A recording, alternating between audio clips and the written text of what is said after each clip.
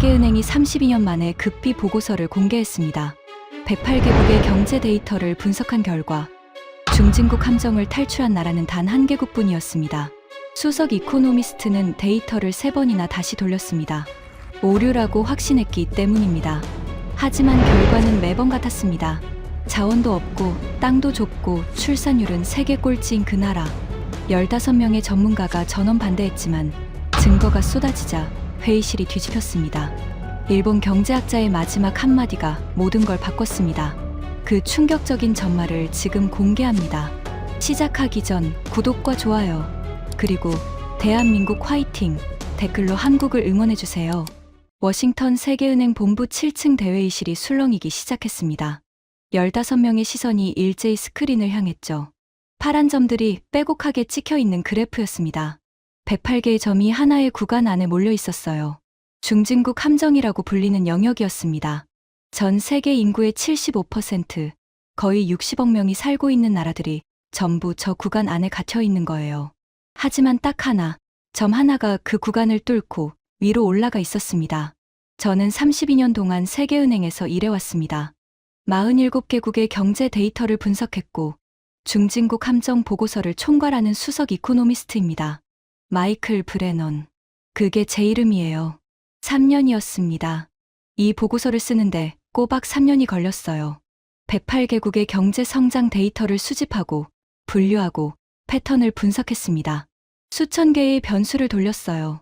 어떤 나라가 중진국 함정에 빠졌고 어떤 나라가 빠져나왔는지를 밝히는 게 이 보고서의 목적이었죠. 그런데 데이터를 돌릴 때마다 이상한 결과가 나왔습니다. 108개국 중에서 단 한 개국만 졸업 라인을 넘긴 겁니다. 처음에는 당연히 데이터 수집 오류라고 생각했어요. 32년 경력이 말해주거든요. 이런 아웃라이어는 열의 9이 입력 실수입니다. 그래서 데이터를 다시 뽑았습니다. 결과는 같았어요. 세 번째로 뽑았을 때도 같은 점이 같은 자리에 찍혀 있었습니다. 심장이 묘하게 빨라지는 걸 느꼈어요. 이건 오류가 아니었습니다. 오늘은 그 보고서의 최종 내부 심의 세미나였습니다. 이 자리에 있는 15명은 전부 세계 경제를 분석하는 전문가들이에요. IMF 출신, 유럽중앙은행 출신, 각국 재무부 출신. 이 사람들이 승인해야 보고서가 세상에 나갈 수 있습니다. 여러분, 시작하기 전에 구독과 좋아요 한 번만 부탁드립니다. 오늘 이야기는 끝까지 들으셔야 합니다. 저는 리모컨을 들고 스크린을 가리켰습니다. 여러분, 이 그래프를 보시겠습니다. 회의실 조명이 살짝 어두워졌고 스크린에 108개의 파란 점이 떠올랐습니다. 형광등 불빛이 긴 테이블 위에 서류 뭉치들을 비추고 있었어요. 커피향이 은은하게 퍼져 있었죠. 108개국이 이 구간 안에 있습니다. 중진국 함정입니다. 브라질, 멕시코, 태국, 인도네시아, 남아공. 전부 이 안에 갇혀 있어요. 고개를 끄덕이는 사람들이 있었습니다. 여기까지는 누구나 동의하는 사실이었거든요. 하지만 여기, 저는 스크린 위쪽에 홀로 떠 있는 빨간 점을 가리켰습니다. 이 점은 함정을 완전히 벗어났습니다. 자원도 없고 땅도 좁고 출산율은 세계 최저인 나라가 108개국 중에서 유일하게 졸업 라인을 넘었어요. 제임스 콜린스가 팔짱을 꼈습니다. 전 IMF 수석 분석가 출신이에요. 표정이 벌써 회의적이었죠. 이 나라가 어딘지 궁금하실 겁니다. 저는 한 박자 쉬었습니다. 회의실에 에어컨 돌아가는 소리만 들렸어요. 대한민국입니다. 순간 회의실 공기가 바뀌었습니다. 누군가 코웃음을 쳤어요. 의자가 삐걱거리는 소리가 들렸습니다. 그 반응 예상했습니다. 하지만 예상한 것과 직접 마주하는 것은 전혀 다른 일이었어요. 등 뒤로 식은땀이 흘러내리기 시작했습니다. 가장 먼저 입을 연 사람은 후지모토 류였습니다. 세계은행 아시아개발 담당이에요. 도쿄대 경제학부를 수석으로 졸업하고 일본 재무성에서 15년을 일한 뒤 세계은행에 온 사람이죠. 아시아 경제에 관해서는 이 방에서 가장 목소리가 큰 사람이었습니다. 마이클 씨. 후지모토가 안경을 치켜 올리며 말했습니다. 그 목소리에 웃음기가 섞여 있었어요. 한국이 독자적으로 중진국 함정을 졸업했다는 건가요? 데이터가 그렇게 말하고 있습니다. 데이터가 말하는 거지 현실이 말하는 건 아닙니다. 후지모토가 서류를 탁 내려놓았습니다. 테이블 위에서 종이 부딪히는 소리가 날카롭게 울렸어요. 한국의 경제 성장 모델은 일본을 따라한 겁니다. 제가 도쿄에서 근무할 때 한국 관료들이 우리 재무성에 연수를 왔어요. 자동차 산업도 일본이 가르쳤고 반도체 초기 기술도 일본에서 넘어간 겁니다. 독자적 졸업이라고 보는 건 과대평가예요. 몇몇이 고개를 끄덕였습니다. 특히 한스 베버가 펜을 돌리며 동의한다는 표정을 지었어요. 독일 출신답게 모델과 시스템을 중시하는 사람이거든요. 다음은 제임스 콜린스였습니다. 영국식 억양이 섞인 차분한 목소리였지만 그 안에 들어있는 칼날은 누구보다 날카로웠어요. 마이클, 한 가지만 묻겠습니다. 콜린스가 앞으로 몸을 기울였습니다. 한국의 출산율이 얼마입니까? 0.7대입니다. 세계 최저 수준이죠. 인구가 줄고 있는 나라를 졸업이라 부르면 이 보고서의 신뢰도가 무너집니다. 졸업이 아니라 잠깐 반짝한 뒤 다시 함정에 빠질 나라를 특별 취급하는 격이에요. 손가락으로 테이블을 톡톡 두드리며 말하는 콜린스의 모습이 마치 법정에서 반대 신문하는 변호사 같았습니다. 위장이 조여오는 느낌이었어요. 그때 카를로스 멘데스가 손을 들었습니다. 브라질 출신의 중남미 담당이에요. 검게 그을린 얼굴에 감정이 그대로 드러나는 사람이었죠. 마이클, 잠깐만요. 멘데스의 목소리가 떨리고 있었습니다. 브라질은 한국보다 먼저 산업화를 시작했습니다. 자원도 있고 인구도 있고 국토도 한국의 85배예요. 그럼 브라질이 함정에 있고 한국만 졸업했다고요? 대체 기준이 뭡니까? 멘데스의 눈이 빨갛게 충혈되어 있었어요. 이건 학문적 반박이 아니었습니다. 자존심이었죠. 조국의 자존심이요. 저는 대답하려고 입을 열었습니다. 하지만 그 전에 한스 베버가 끼어들었어요. 마이클, 나도 한마디 하겠네. 독일 출신의 유럽 경제 담당이 두꺼운 보고서를 펼치며 말했습니다. 독일 모델, 북유럽 모델, 이런 검증된 성공 사례가 있는데 왜 굳이 한국을 특별 취급해야 합니까? 인구 5천만짜리 아시아 소국 하나를 108개국의 유일한 졸업 사례로 넣으면 이 보고서가 학술 논문이 아니라 한국 홍보 자료처럼 보일 수 있어요. 올라프 닐슨이 여기에 거들었습니다. 노르웨이 출신의 통계방법론 담당이에요. 이 사람은 숫자의 객관성을 목숨처럼 지키는 사람이거든요. 통계적 아웃다이어를 결론에 넣는 건 위험합니다. 표본 오류를 확인하셨습니까? 3번 확인했습니다. 3번으로는 부족할 수 있어요. 15명이었습니다. 15명 중에서 제 편은 단 한 명도 없었어요. 테이블 끝에 앉아 있던 로버트 해밀턴 부총재는 팔짱을 낀 채 입을 다물고 있었습니다. 이 보고서의 최종 승인권자예요. 그의 표정은 읽을 수 없었습니다. 찬성도 아니고 반대도 아닌 그냥 지켜보는 얼굴이었어요. 가슴이 답답했습니다. 서류를 쥔 손에 힘이 들어갔어요. 하지만 저는 이 순간을 3년 동안 준비해왔습니다. 저는 리모컨을 내려놓았습니다. 그리고 자리에서 일어섰어요. 15개의 시선이 일제히 저를 향했습니다. 여러분, 솔직하게 고백하겠습니다. 회의실이 조용해졌어요. 고백이라는 단어가 이런 자리에서는 흔치 않거든요. 저도 처음에는 여러분과 똑같은 생각이었습니다. 후지모토의 눈썹이 살짝 올라갔어요. 데이터를 처음 돌렸을 때 한국이라는 점이 졸업 라인 위에 찍혀 있는 걸 보고 제 첫 반응이 뭐였는지 아십니까? 저는 잠시 멈췄습니다. 입력 오류라고 생각했습니다. 32년 경력이 말해주거든요. 이런 아웃라이어는 100이면 99이 실수예요. 콜린스가 고개를 살짝 끄덕였습니다. 동의한다는 뜻이 아니라 그래서 어쩌겠냐는 뜻이었죠. 그래서 데이터를 다시 뽑았습니다. 같은 결과였어요. 3번째도 같았습니다. 그때부터 제 질문이 바뀌었어요. 저는 스크린을 바꿨습니다. 한국의 기본 데이터가 떴어요. 이 나라의 조건을 먼저 보시겠습니다. 국토 면적 G20 19개 회원국 중 꼴찌. 천연자원 석유 매장량 제로. 천연가스 사실상 제로. 출산율 0.7대. G20 중 유일한 0점대. 역시 꼴찌. 정리하면 이렇습니다. 땅 꼴찌, 자원 꼴찌, 출산율 꼴찌. 저는 세 손가락을 펴보였습니다. 꼴찌의 삼관왕이에요. 누군가 피식 웃는 소리가 들렸습니다. 하지만 비웃음이 아니라 약간은 흥미를 느끼는 웃음이었어요. 자, 여기서 질문 하나 드리겠습니다. 저는 15명을 천천히 둘러봤습니다. 이 조건의 나라가 중진국 함정을 졸업할 수 있다고 생각하시는 분, 손 들어보시겠습니까? 침묵이었습니다. 아무도 손을 들지 않았어요.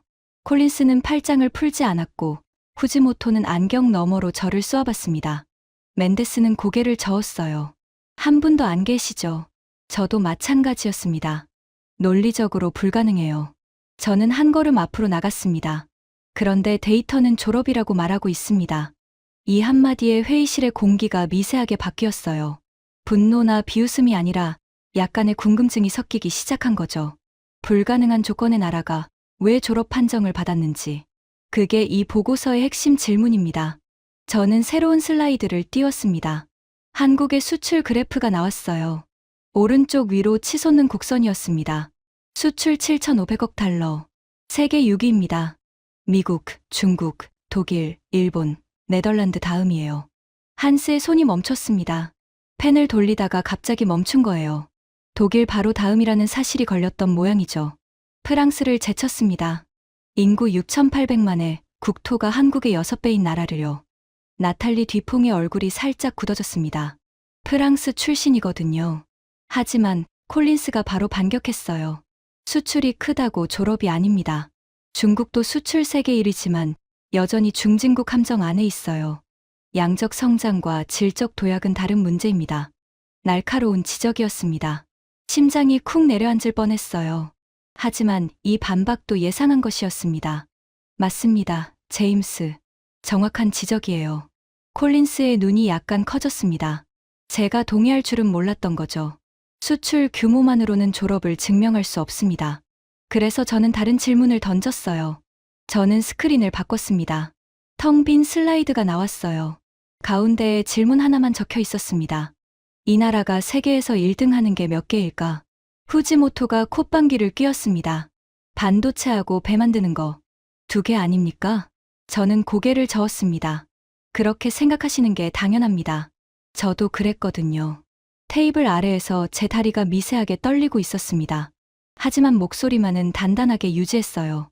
지금부터 보여드리겠습니다. 이 나라가 세계 1위인 분야가 몇 개인지, 그리고 그 1위들이 왜 단순한 나열이 아니라 졸업이 증거인지. 저는 리모컨의 다음 버튼 위에 엄지손가락을 올렸습니다. 보시고 나서도 데이터 오류라고 생각하시면 이 챕터를 보고서에서 빼겠습니다. 약속합니다. 콜린스와 후지모토가 동시에 고개를 끄덕였어요. 좋다. 보여달라는 뜻이었죠. 회의실 맨 끝에 앉아있던 프리아 샤르마가 자세를 고쳐 앉았습니다. 인도 출신의 신흥국 분석팀장이에요. 다른 사람들처럼 비웃거나 반박하지 않고 조용히 노트를 펼치고 있었죠. 그 눈빛이 달랐어요. 호기심이 보였습니다. 15명 중 14명은 저를 의심하고 있었습니다. 하지만 저는 3년간 쌓아온 데이터를 믿었어요. 손가락에 힘을 주고 버튼을 눌렀습니다. 스크린이 바뀌었어요. 새로운 그래프가 떠올랐습니다. 하지만 그 그래프가 뭘 보여줬는지, 그건 지금 말씀드리기엔 이릅니다. 왜냐하면 이 순간부터 회의실에서 벌어진 일은 제 32년 경력에서 단 한 번도 겪어보지 못한 일이었거든요. 스크린에 새로운 그래프가 떠올랐습니다. 세계 메모리 반도체 시장 점유율이었어요. 파란색과 빨간색 2개의 막대가 나란히 서 있었는데 이 2개를 합치면 나머지 전부를 압도하고 있었습니다. 첫 번째입니다. 메모리 반도체. 저는 파란색 막대를 가리켰어요. 삼성과 SK하이닉스. 이 두 회사를 합치면 전 세계 메모리 반도체의 70% 이상을 장악하고 있습니다. 나지브 파텔이 고개를 들었습니다. 인도 출신의 기술혁신 담당이에요. 반도체라는 단어에 반응한 거죠. 70%라면 사실상 독점 아닙니까? 맞습니다. 하지만 이건 시작일 뿐이에요. 저는 슬라이드를 넘겼습니다. 요즘 AI가 화제잖습니까? 챗GPT니 자율주행이니 하는 것들이요. 이 인공지능을 돌리려면 보통 메모리가 아니라 초고속 메모리가 필요합니다. HBM이라고 하는 건데요. 사라 첸이 태블릿을 꺼냈습니다. 캐나다 출신의 주니어 분석가예요. 실시간으로 데이터를 검색하는 습관이 있는 사람이거든요. 쉽게 말씀드리면 컴퓨터의 두뇌를 100배 빠르게 돌려주는 특수 장치입니다. 이 HBM 시장에서 한국의 점유율이 85%를 넘습니다. 사라가 태블릿에서 고개를 들었어요. 눈이 커져 있었습니다. 마이클, 지금 확인했는데 수치가 맞아요. SK하이닉스가 단독으로 50% 이상이고 삼성까지 합치면 85%가 넘습니다. 후지모토의 얼굴이 살짝 굳었습니다. 하지만 곧바로 반격했어요. 반도체는 일본이 가르쳐준 기술입니다. 80년대에 도시바와 애니씨가 세계 1위였어요. 한국은 그걸 배워간 거예요. 저는 고개를 끄덕였습니다. 맞습니다. 후지모토 씨. 배운 건 사실이에요. 후지모토가 승리했다는 듯 턱을 치켜 올렸어요. 하지만 제자가 스승을 넘어선 지 20년이 지났습니다. 후지모토의 턱이 내려왔습니다. 지금 일본 반도체 기업 중에서 세계 시장 점유율 10%를 넘는 곳이 있습니까? 침묵이었어요. 후지모토가 입술을 깨물었습니다. 대답하지 않았죠. 엔비디아라는 미국 회사가 있습니다. AI 반도체의 왕이라고 불리는 회사인데 이 엔비디아가 쓰는 초고속 메모리를 한국이 만들어줍니다. 왕에게 칼을 납품하는 대장장이가 한국인 셈이에요. 저는 한 박자 쉬었습니다. 한국 반도체가 멈추면 전 세계 AI가 멈춥니다. 이건 과장이 아니라 구조적 사실입니다. 프리아가 노트에 뭔가를 빠르게 적고 있었어요. 라지브는 팔짱을 풀고 앞으로 몸을 기울였습니다. 하지만 저는 여기서 멈추지 않았어요. 두 번째입니다. 스크린이 바뀌었습니다. 바다 위에 거대한 선박이 떠 있는 사진이었어요. LNG선. 천연가스를 영하 163도로 얼려서 액체로 만들어 나르는 특수한 배입니다. 데이비드 리가 자세를 고쳐 앉았어요. 호주 출신의 무역 정책 담당이거든요. 호주가 세계 최대 LNG 수출국 중 하나니까 이 주제에 민감할 수밖에 없었죠. 이 배를 만드는 게 왜 어렵냐면요. 머리카락 한 올 두께의 틈도 허용되지 않습니다. 용접 이음매 하나에서 가스가 새면 배가 통째로 터질 수 있어요. 축구장 4개를 일렬로 이어놓은 크기의 배에서 수만 개의 용접 이음매가 전부 완벽해야 하는 겁니다. 제임스 콜린스가 살짝 눈을 가늘게 떴어요. 숫자에 반응하는 사람이거든요. 이 LNG선 시장에서 한국의 점유율이 87%입니다. 데이비드가 손을 들었어요. 잠깐, 마이클. 호주에서 LNG를 수출하는데 그 배의 87%가 한국산이라는 겁니까? 그렇습니다. 호주뿐만이 아닙니다. 카타르에서 나오는 LNG, 미국에서 나오는 LNG, 전부 한국이 만든 배에 실려서 세계로 갑니다. 데이비드가 의자 등받이에 기대며 한숨을 내쉬었어요. 이건 감탄의 한숨이었습니다. 후지모토가 다시 입을 열었습니다. 이번에는 목소리가 좀 작아져 있었어요. 조선업도 일본이 원조입니다. 맞습니다. 70년대에 한국이 처음 조선업을 시작했을 때 일본과 영국 기술자들이 와서 가르쳐줬어요. 100년은 걸릴 거다라고 했답니다. 저는 후지모토를 똑바로 쳐다봤습니다. 50년이 지난 지금 세계에서 가장 비싸고 가장 어려운 배를 만드는 나라가 됐습니다.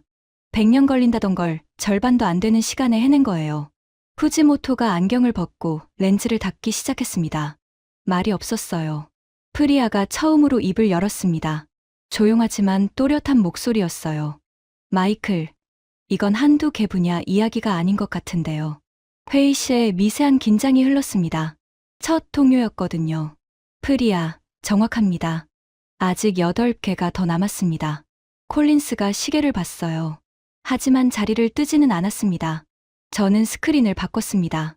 세계 지도가 떴는데 각 나라의 인터넷 속도가 색깔로 표시되어 있었어요. 한국이 유일하게 진한 빨간색이었습니다. 세 번째, 오지 모바일 속도 세계 1위입니다. 라지브가 고개를 갸웃했어요. 오지 속도가 졸업의 증거가 됩니까? 인프라는 작은 나라가 유리한 거 아닌가요? 콜린스가 바로 거들었습니다. 맞아요. 싱가포르도 인터넷 빠릅니다. 땅이 작으니까 당연한 거죠. 예상했던 반박이었어요. 싱가포르 면적이 서울의 몇 배인지 아십니까?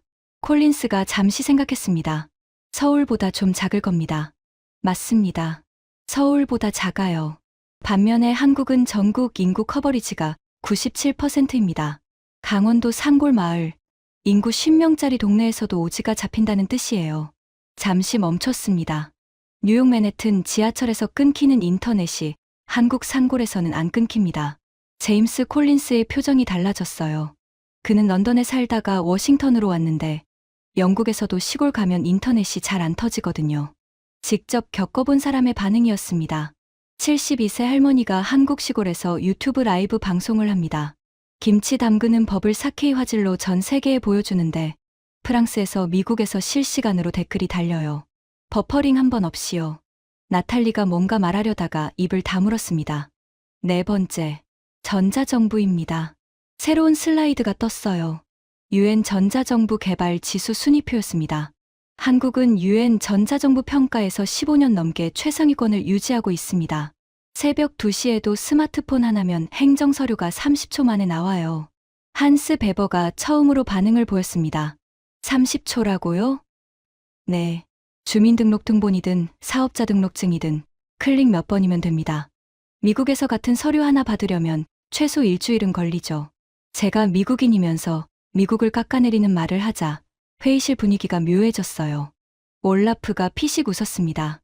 일본에서는 아직도 관공서에서 팩스를 쓰고 서류에 도장을 하나하나 찍습니다. 쿠지모토의 귀가 빨개졌어요. 사실이니까 반박할 수가 없었던 거죠. 정부가 국민에게 시간을 돌려주는 나라입니다. 이건 단순한 기술이 아니라 철학이에요. 한스가 노트에 뭔가를 적기 시작했습니다. 처음이었어요. 지금까지 펜만 돌리던 사람이 메모를 하기 시작한 겁니다. 다섯 번째, 로봇 밀도. 새 슬라이드가 떴습니다. 막대 그래프인데 한국의 막대만 유독 높았어요. 공장에서 일하는 사람만 명당 산업용 로봇이 몇 대 있는지를 세는 지표입니다. 한국이 만 명당 1012대로 세계 1위예요. 라지브가 눈을 크게 떴습니다. 세계 평균이 얼마입니까? 162대입니다. 그러면 7배가 아닙니까? 정확히 6.2배입니다. 삼성 반도체 공장이나 현대차 생산 라인에 가보면 사람보다 로봇이 더 많아요. 콜린스가 여기서 날카롭게 파고들었습니다. 역시 빈틈을 안 놓치는 사람이에요. 잠깐, 마이클. 로봇이 많다는 건 그냥 인건비가 비싸서 아닙니까? 출산율이 낮으니까 사람이 없어서 로봇을 쓰는 거잖아요. 이건 강점이 아니라 위기의 증거 아닌가요? 회의실에 여러 명이 고개를 끄덕였습니다. 날카로운 지적이었어요. 심장이 한 박자 빨라졌습니다. 하지만 이 반박을 기다리고 있었습니다. 맞습니다. 출산율이 낮으니까 사람이 부족해요. 그런데 제임스, 여기서 중요한 건 사람이 부족하다는 사실이 아니라 그 위기에 어떻게 대응했느냐입니다. 콜린스의 눈이 약간 흔들렸어요. 대부분의 나라는 인구가 줄면 경제가 줄어듭니다. 산업이 위축되고 성장률이 떨어지죠. 하지만 한국은 반대로 갔어요. 사람이 귀해지니까 로봇과 AI로 빈자리를 채우는 전략을 택한 겁니다. 저는 포브스지 기사를 스크린에 띄웠습니다. 미국 포브스가 이걸 뭐라고 불렀는지 아십니까? 로봇 혁명이라고 했습니다. 위기를 위기로만 보지 않고 생각의 틀 자체를 바꿔버린 나라라고요. 콜린스가 입을 다물었습니다. 완전히 인정한 건 아니었어요. 하지만 즉각적인 반박이 나오지 않았다는 건 논리가 먹혔다는 뜻이었죠. 프리아가 손을 들었어요. 마이클, 여기까지 5개 분야가 전부 세계 1위라는 거죠? 그렇습니다. 반도체, 조선, 오지, 전자정부, 로봇 밀도. 이게 전부 한 나라에서 동시에 나왔다고요? 네. 프리아가 노트를 내려다봤습니다. 그리고 천천히 고개를 끄덕였어요. 이건 통계 오류가 아닌 것 같습니다. 두 번째 동조자가 나온 셈이었습니다. 라지브도 고개를 끄덕이고 있었어요. 사라는 태블릿으로 계속 수치를 확인하면서 작은 소리로 맞아 하고 중얼거리고 있었습니다. 하지만 후지모토는 여전히 팔짱을 끼고 있었어요. 콜린스도 고개를 돌린 채 창밖을 보고 있었습니다. 해밀턴 부총재는 여전히 아무 말이 없었죠. 15명 중 3명이 움직였습니다. 아직 12명이 남아 있었어요. 그리고 저는 여기서 예정에 없던 이야기를 꺼내기로 했습니다. 여러분, 잠깐 데이터에서 벗어나서 개인적인 이야기를 하나 하겠습니다. 회의실 분위기가 달라졌어요. 세미나에서 개인 이야기를 꺼내는 건 흔치 않거든요. 콜린스가 고개를 돌려 저를 봤습니다. 쿠지모토도 팔짱을 풀었어요. 저는 가방에서 낡은 서류 봉투를 꺼냈습니다. 갈색 종이가 바래져서 거의 노란색이 된 봉투였어요. 모서리가 달아 있었고 구겨진 자국이 여러 군데 있었습니다. 제 아버지 리처드 브레넌도 세계은행에서 일했습니다. 몇몇이 눈을 크게 떴어요. 아버지도 세계은행 출신인 건 이 자리에서 처음 밝히는 사실이었거든요. 60년 전입니다. 아버지는 한국 원조 담당이었어요. 봉투에서 누렇게 바랜 보고서를 꺼냈습니다. 손이 미세하게 떨렸어요. 이건 아버지가 쓴 보고서입니다. 저는 보고서의 한 구절을 읽었습니다. 대한민국은 자립 경제를 달성하기 어려울 것으로 판단됨. 산업 기반이 전무하며 부존 자원이 없음. 지속적 원조가 필요한 국가로 분류. 회의실이 조용해졌어요. 1인당 국민소득 67달러. 세계에서 가장 가난한 나라 중 하나였습니다. 아버지는 이 보고서를 쓰면서 뭐라고 생각했을까요? 저는 봉투를 테이블 위에 내려놓았습니다. 아버지가 돌아가시기 전에 저한테 이 봉투를 주셨어요. 그러면서 이렇게 말씀하셨습니다. 목이 메어왔습니다. 이 이야기를 공식 자리에서 하는 건 처음이었거든요. 마이클, 내 평생 가장 큰 실수가 뭔지 아느냐? 한국을 포기한 거다. 희망이 없다고 결론 내린 거다. 하지만 그 나라는 포기하지 않았어. 아미르 카셈이 눈을 감았습니다. 이집트 출신이에요. 개발도상국에서 온 사람이 이 이야기에 가장 먼저 반응한 거죠. 아버지의 보고서에서 희망 없다고 쓴 나라가 60년 뒤에 수출 7,500억 달러, 세계 6위가 됐습니다. 원조 받던 나라가 원조를 주는 나라가 된 겁니다. 멘데스가 고개를 숙였습니다. 주먹을 꽉 쥐고 있었어요. 저는 이 보고서를 쓰면서 아버지 생각이 많이 났습니다. 아버지는 한국이 실패할 거라고 썼고, 저는 한국이 유일하게 성공했다고 쓰고 있으니까요. 나탈리가 손등으로 눈가를 슬쩍 닦았어요. 프랑스 사람들이 감정을 드러내는 건 드문 일이거든요. 60년 전 보고서와 오늘 이 보고서, 이 두 개가 대비되는 게 우연이라고 생각하십니까? 아무도 대답하지 않았습니다. 저는 아닙니다. 이건 한 나라가 불가능을 가능으로 바꾼 증거예요. 그리고 그 증거가 아직 5개 더 남았습니다. 회의실의 공기가 완전히 달라져 있었습니다. 5분 전과 지금은 같은 방이 아니었어요. 조롱하던 얼굴들이 진지해졌고 팔짱을 끼고 있던 사람들이 앞으로 몸을 기울이고 있었습니다. 멘데스가 처음으로 목소리를 바꿔서 말했어요. 아까의 분노가 아니라 진심 어린 질문이었습니다. 마이클, 한 가지만 묻겠습니다. 네. 브라질은 한국보다 자원도 많고 땅도 넓고 산업화도 먼저 시작했어요. 그런데 왜 우리는 함정에 있고 한국은 나갔습니까? 그 질문에 답하기 전에 저는 잠시 멈췄습니다. 카를로스, 그 질문의 답이 이 보고서의 핵심입니다. 나중에 반드시 답해드리겠습니다. 멘데스가 고개를 끄덕였어요.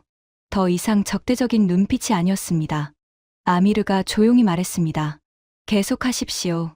저는 다시 리모컨을 들었습니다. 손이 아까보다 덜 떨렸어요. 여러분, 여기까지는 하드웨어 이야기였습니다. 반도체, 배, 통신, 전자정부, 로봇, 전부 공장에서 만들고 시스템으로 돌리는 것들이죠. 몇 명이 고개를 끄덕였어요. 그런데 지금부터는 성격이 완전히 다른 분야입니다. 이쪽에서도 세계 1위라는 건 솔직히 저도 처음에 믿기 어려웠어요. 스크린이 바뀌었습니다. 화장품 수출 순위표가 떴어요. 6번째. 화장품입니다. 나탈리 뒤퐁이 자세를 바로 했어요. 프랑스 출신이니까 화장품이라는 단어에 자동으로 반응한 거죠. 한국 화장품 수출이 120억 달러를 돌파했습니다. 전 세계 화장품 수출에서 프랑스 다음 2위예요. 나탈리가 눈을 가늘게 떴습니다. 그건 알고 있어요. 프랑스가 1위잖습니까? 맞습니다. 전 세계 기준으로는요. 저는 슬라이드를 넘겼어요. 미국 시장 데이터가 떴습니다. 하지만 미국 시장만 따로 떼어놓으면 이야기가 달라집니다. 나탈리의 등이 곧게 펴졌어요. 미국에서 한국 화장품 수입액이 22억 달러로 1위를 차지했습니다. 프랑스가 20억 달러로 밀려났어요. 나탈리가 의자에서 약간 앞으로 나왔습니다. 미국인들이 가장 많이 사는 외국산 화장품이 프랑스산이 아니라 한국산이라는 뜻입니까? 그렇습니다. 나탈리의 입이 벌어졌어요. 10초 정도 아무 말이 없었습니다. 프랑스 사람에게 화장품에서 졌다는 건 독일 사람에게 자동차에서 졌다고 하는 것과 같은 충격이거든요. 100년 넘게 화장품의 본고장이라 불리던 프랑스를 미국 시장에서 제쳤습니다. 이건 기술력의 문제가 아니에요.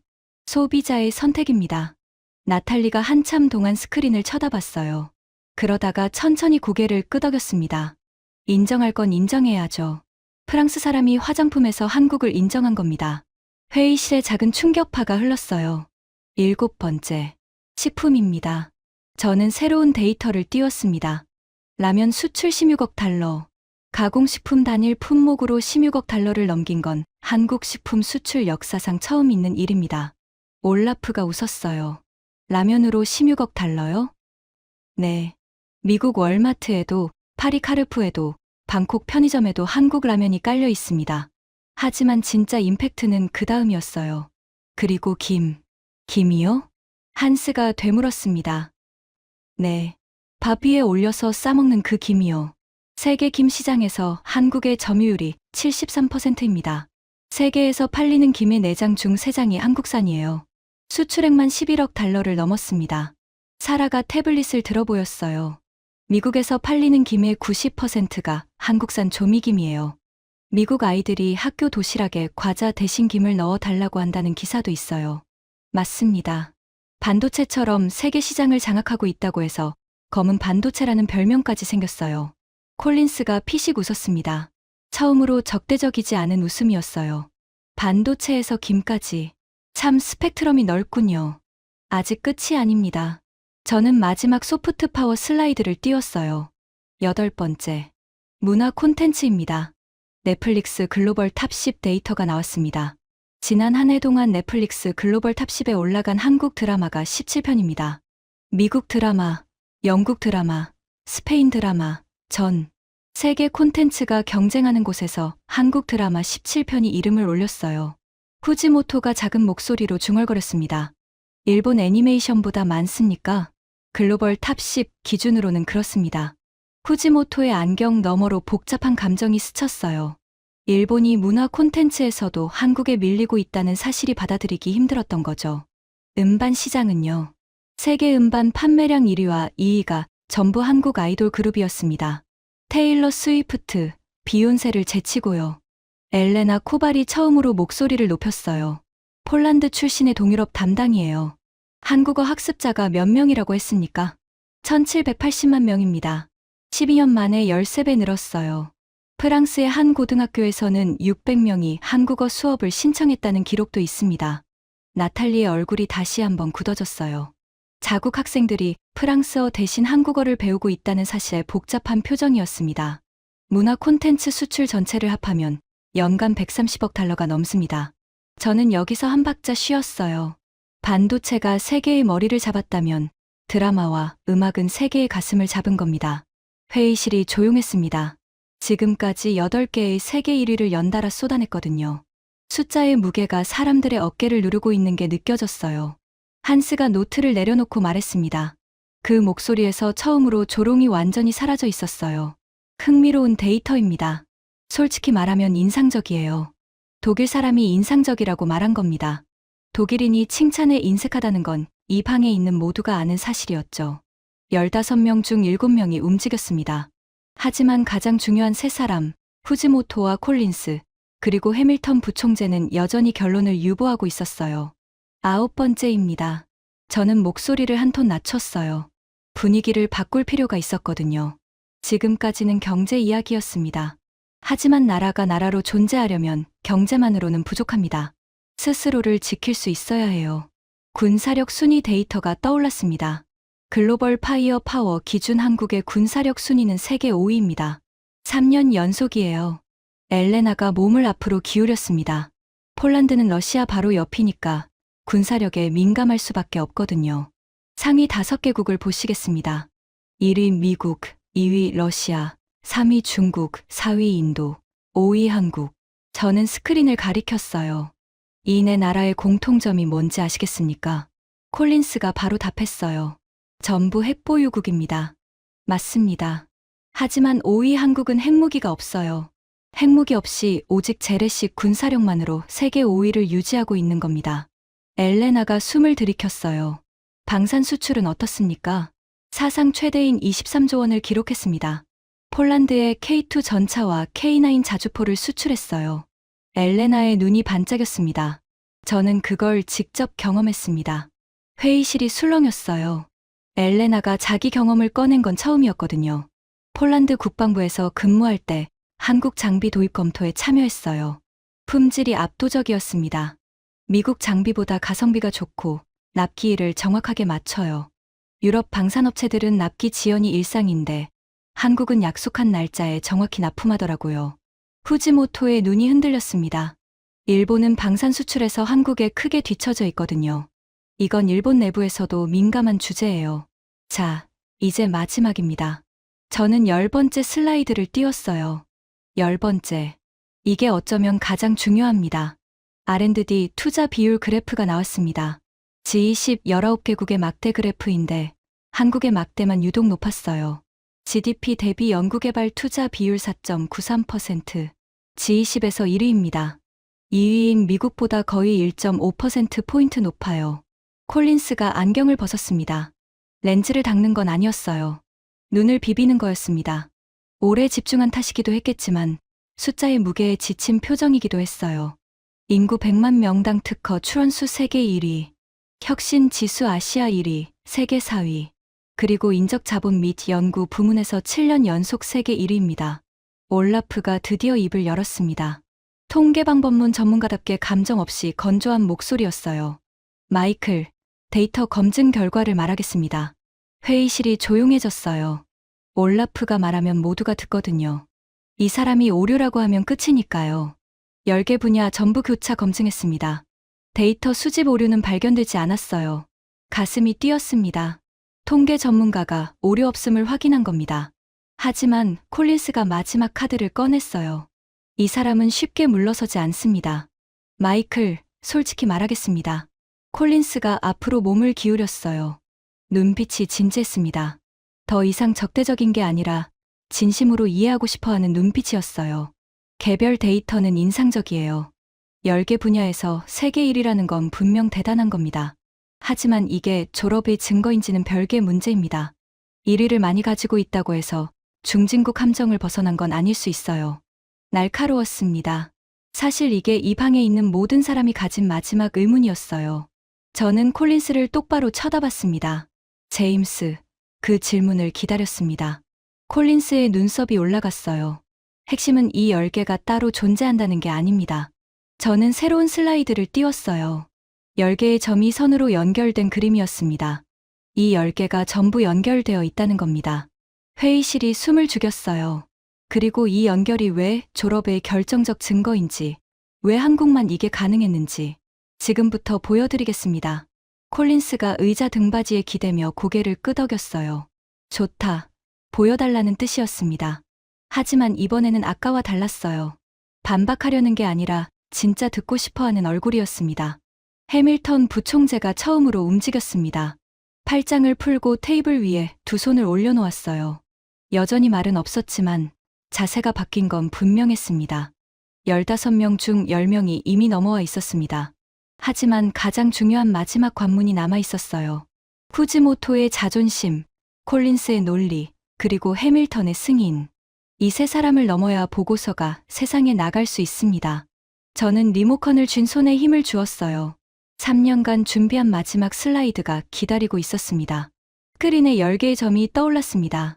반도체, 조선, 오지, 전자정부, 로봇, 원전, 화장품, 식품, 문화 콘텐츠, 군사력과 연구개발.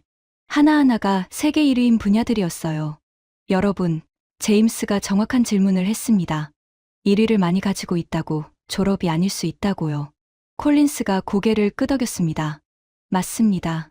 만약 이 10개가 따로따로 떨어져 있다면 그건 그냥 운이 좋은 나라예요. 여러 분야에서 우연히 잘 된 겁니다. 저는 리모컨을 눌렀어요.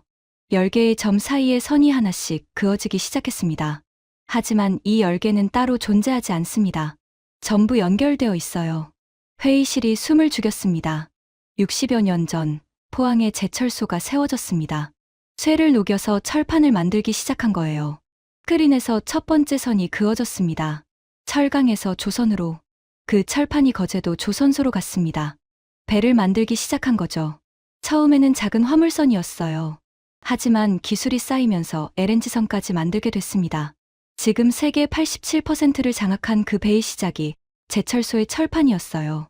두 번째 선이 그어졌습니다. 조선에서 반도체로. 배를 만들면서 쌓인 정밀 가공, 기술이 반도체로 넘어갔습니다. 용접 이음매에서 머리카락 한 올의 틈도 허용하지 않는 기술력. 그게 나노미터 단위로 칩을 깎는 반도체 공정의 기초가 된 겁니다. 세 번째 선. 반도체에서 스마트폰으로, 스마트폰에서 오지로. 반도체 기술이 스마트폰을 만들었고, 스마트폰이 보급되면서 오지 통신망이 필요해졌어요. 한국이 세계 최초로 오지를 상용화한 건 우연이 아닙니다. 반도체를 만들고 그 반도체가 들어간 기기를 쓰는 사람들이 가장 빠른 네트워크를 요구했으니까요. 네 번째 선. 오지에서 문화 콘텐츠로. 그 오지 위에서 드라마가 전 세계로 퍼져나갔습니다. 넷플릭스 글로벌 탑 10에 17편이 올라간 건 세계에서 가장 빠른 네트워크 위에서 콘텐츠를 만들고 소비하는 생태계가 이미 갖춰져 있었기 때문이에요. 다섯 번째 선. 문화에서 화장품과 식품으로. 한국 드라마와 음악이 퍼지면서 한국의 라이프 스타일 전체에 관심이 쏠렸습니다. 한국 배우가 바르는 화장품, 한국 드라마에 나오는 라면과 김. 문화가 소비재를 끌어당긴 겁니다. 10개의 점이 전부선으로 연결됐어요. 하나의 그물망처럼 보였습니다. 철판 한 장에서 시작해서 반도체, 배, 스마트폰, 오지, 드라마, 화장품, 라면, 김까지. 하나가 다음 하나를 만들었습니다. 이건 우연의 집합이 아니에요. 구조적 도약입니다. 콜린스가 안경을 다시 쓰며 스크린을 쳐다봤어요. 입이 살짝 벌어져 있었습니다. 그리고 이 모든 과정의 밑바탕에 R&D, 투자 G20 1위, 특허 출원 인구 대비 세계 1위, 인적 자본 7년 연속 세계 1위가 깔려 있습니다. 저는 스크린 아래에 한 줄을 띄웠어요. 세계은행은 이 과정을 3단계로 분석했습니다. 1단계, 종잣돈 마련. 2단계, 기술 학습. 3단계, 자기 파괴적 혁신. 멘데스가 고개를 들었어요. 자기 파괴적 혁신이요? 기존에 하던 방식을 스스로 부수고 새로운 걸 만들어내는 겁니다. 저는 멘데스를 쳐다봤어요. 카를로스, 아까 질문하셨죠. 브라질은 왜 함정에 있고 한국은 왜 나갔냐고. 멘데스가 고개를 끄덕였습니다. 눈이 진지했어요. 브라질은 한국보다 먼저 자동차 산업을 시작했습니다. 자원도 있고 인구도 있고 국토도 85배 넓죠. 출발 조건은 브라질이 압도적으로 유리했어요. 멘데스의 주먹이 다시 쥐어졌습니다. 하지만 결정적인 순간에 차이가 갈렸습니다. 한국 정부는 자동차 회사들에게 부품 국산화율을 달성하라고 통보했어요. 못하면 조립 면허를 뺏겠다고. 외국 부품에 기대서 편하게 조립만 하던 걸 끊으라는 겁니다. 콜린스가 눈을 가늘게 떴어요. 무모한 결정이었습니다. 당장 문을 닫을 수도 있는 상황이었으니까요. 하지만 한국은 1년 반 만에 독자 모델을 만들어냈습니다. 남의 부품을 끼워 맞추기만 하던 나라가 자기 차를 만든 거예요. 멘데스가 고개를 숙였습니다. 목소리가 낮아져 있었어요. 브라질은 그렇게 하지 못했습니다. 폭스바겐, 피아트, 포드. 외국 기업들이 시장을 가져갔고 우리는 독자 모델을 만들지 못했어요. 회의실이 조용해졌어요. 멘데스가 스스로 답을 찾은 겁니다. 같은 출발선이었습니다. 한국은 기존 방식을 부수고 새로 만드는 용기가 있었고 그게 없었던 나라는 함정에 남았어요. 멘데스가 눈을 감았다가 떴습니다. 그리고 천천히 말했어요. 우리가 못한 건 기술이 아니라 결단이었습니다. 그 말이 회의실에 울렸어요. 브라질 사람이 직접 인정한 거였습니다. 그때 후지모토가 움직였습니다. 긴 침묵이었어요. 후지모토는 안경을 벗고 테이블 위에 올려놓았습니다. 안경 없는 얼굴이 평소보다 작아 보였어요. 이 사람이 안경을 벗는 건 오늘 세 번째였는데 이번에는 렌즈를 닦으려는 게 아니었습니다. 마이클 씨. 목소리가 달라져 있었어요. 아까의 조롱도 반박의 날카로움도 없었습니다. 30년 경력의 이코노미스트가 아니라 한 사람의 솔직한 목소리였어요. 저는 오늘 이 자리에서 가장 강하게 반대한 사람입니다. 회의실의 모든 시선이 후지모토에게 쏠렸어요. 제가 반대한 진짜 이유를 아십니까? 저는 대답하지 않았습니다. 이건 후지모토가 스스로 말해야 하는 거였으니까요. 후지모토가 숨을 깊게 들이쉬었습니다. 일본이 선생님이었거든요. 그 한마디에 회의실 공기가 얼어붙었어요. 반도체, 조선, 자동차, 전자. 전부 일본이 먼저 했습니다. 한국에 기술을 넘겨주고 가르쳐주고 현장 지도까지 나갔어요. 100년 걸릴 거라고 했던 말이 농담이 아니었습니다. 진심으로 그렇게 생각했거든요. 후지모토의 목소리가 살짝 떨렸어요. 그런데 제자가 스승을 넘어섰습니다. 잠시 멈췄습니다. 그것도 한 분야가 아니라 10개 분야에서요. 회의실에 아무 소리도 없었어요. 에어컨 돌아가는 소리마저 멈춘 것 같았습니다. 이걸 인정하는 게 저한테는 일본의 실패를 인정하는 것과 같았습니다. 그래서 반박한 거예요. 데이터가 맞다는 걸 알면서도요. 후지모토가 고개를 들었어요. 눈이 붉어져 있었습니다. 하지만 데이터는 거짓말을 하지 않습니다. 그 말이 떨어지는 순간 제 등줄기를 따라 전류 같은 것이 흘렀어요. 한국은 졸업했습니다. 그리고 일본은. 후지모토가 잠시 말을 멈췄어요. 입술을 깨물었습니다. 일본은 아직 그 자리에 서 있습니다. 회의실이 정적에 휩싸였어요. 5초, 10초, 15초. 아무도 입을 열지 못했습니다. 프리아가 눈물을 닦았어요. 나탈리가 고개를 숙이고 있었습니다. 멘데스는 두 손으로 얼굴을 감싸고 있었어요. 일본 사람이 직접 인정한 겁니다. 선생님이었던 나라가 제자에게 졌다고. 10개 분야에서 졌다고. 저는 숨을 내쉬었습니다. 3년간 이 순간을 기다려왔어요. 하지만 승리의 기분은 아니었습니다. 후지모토의 용기에 대한 존경이었어요.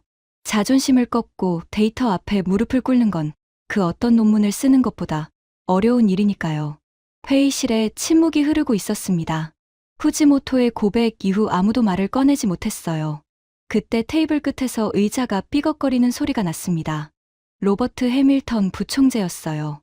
오늘 세미나 내내 한마디도 하지 않았던 사람이었습니다. 팔짱만 끼고 표정 하나 바꾸지 않고 그저 지켜보기만 했죠. 이 보고서의 최종 승인권자.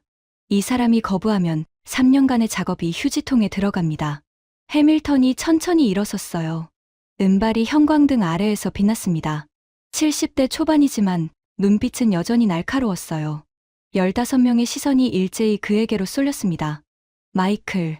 낮고 깊은 목소리였어요. 이 사람이 입을 열면 방 안의 공기가 달라지거든요. 이 보고서 수정할 필요 없네. 가슴이 쿵 내려앉았습니다. 멈칫하며 다시 들었어요. 수정할 필요 없다고 했습니다. 한국 챕터 그대로 넣게. 다리에 힘이 풀리는 것 같았어요. 3년이었습니다. 1095일 동안 매일 이 데이터와 씨름했어요. 틀렸을 수도 있다는 불안, 아무도 믿어주지 않을 거라는 두려움. 그 모든 게 저 한마디에 녹아내렸습니다. 그리고 한 가지만 덧붙이지. 해밀턴이 테이블 위에 갈색 봉투를 가리켰어요. 제가 아까 꺼냈던 아버지의 보고서였습니다. 자네 아버지 리처드의 보고서도 부록으로 넣게. 저는 멍하니 쳐다봤어요. 60년 전에 이 나라는 희망이 없다고 쓴 보고서와 오늘 이 나라는 유일한 졸업국이다라고 쓴 보고서. 이 두 개가 나란히 놓이는 게 이 보고서의 진짜 가치일세. 목이 메어왔습니다. 대답하려고 했지만 소리가 나오지 않았어요. 해밀턴이 창밖을 바라봤습니다. 워싱턴의 오후 햇살이 회의실로 비스듬히 들어오고 있었어요. 자네 아버지가 틀렸다는 게 아닐세. 그때는 누구도 예측 못했어. 자원도 없고 산업 기반도 없고 전쟁으로 온 나라가 폐허였으니까. 해밀턴이 다시 저를 봤어요. 하지만 한국은 해냈지. 그 한마디가 회의실 전체를 울렸습니다. 콜린스가 처음으로 고개를 완전히 숙였어요. 패배가 아니라 인정의 자세였습니다. 엘레나가 작게 박수를 쳤어요. 한스가 노트를 덮으며 한숨을 내쉬었습니다. 좌절의 한숨이 아니라 감탄의 한숨이었어요. 아미르가 조용히 말했습니다. 이집트도 언젠가 이 함정을 벗어나야 합니다. 한국이 가능했다면 불가능한 건 없을 거예요. 멘데스가 고개를 들었어요. 아까 충혈됐던 눈이 이제는 무언가를 결심한 사람의 눈이었습니다. 브라질도 바뀔 수 있을 겁니다. 결단만 있다면. 프리아가 노트를 들어 보였어요. 빼곡하게 적힌 메모였습니다. 인도가 이 데이터를 분석해야 합니다. 한국 모델에서 배울 게 있어요. 15명이었습니다. 처음에 15명 전원이 반대했던 사람들이 지금은 15명 전원이 이 보고서를 인정하고 있었어요. 해밀턴이 마지막으로 입을 열었습니다. 이 보고서를 총재에게 직접 올리겠네. 그리고 다음 달 총회에서 발표하도록 하지. 저는 겨우 한마디를 내뱉었어요. 감사합니다. 세미나가 끝났습니다. 사람들이 하나둘 자리에서 일어나 악수를 건네고 어깨를 두드리고 조용히 회의실을 빠져나갔어요. 후지모토가 제 앞에 섰습니다. 안경을 다시 쓰고 있었어요. 마이클 씨. 네, 좋은 보고서였습니다. 그리고 고개를 살짝 숙였어요. 일본식 인사였습니다. 30년 경력의 이코노미스트가 동료에게 할 수 있는 최대한의 존경이었죠. 저는 같은 각도로 고개를 숙였어요. 회의실에 저 혼자 남았습니다. 테이블 위에 아버지의 보고서가 놓여 있었어요. 60년 된 갈색 봉투. 모서리가 닳고 종이가 바랜 그 보고서. 대한민국은 자립 경제를 달성하기 어려울 것으로 판단됨. 아버지가 쓴 그 한 줄을 다시 읽었습니다. 그리고 제 보고서의 마지막 문장을 떠올렸어요. 108개국 중 유일하게 중진국 함정을 탈출한 나라. 대한민국. 60년이었습니다. 아버지의 보고서와 아들의 보고서 사이에 60년이라는 시간이 있었어요. 그 60년 동안 무슨 일이 있었던 걸까요? 거제도 조선소에서 새벽같이 일어나 뜨거운 불꽃 속에서 배를 만든 사람들이 있었습니다. 수원 연구실에서 며칠째 집에 못 가고 현미경 앞에 앉아 반도체를 깎은 사람들이 있었어요.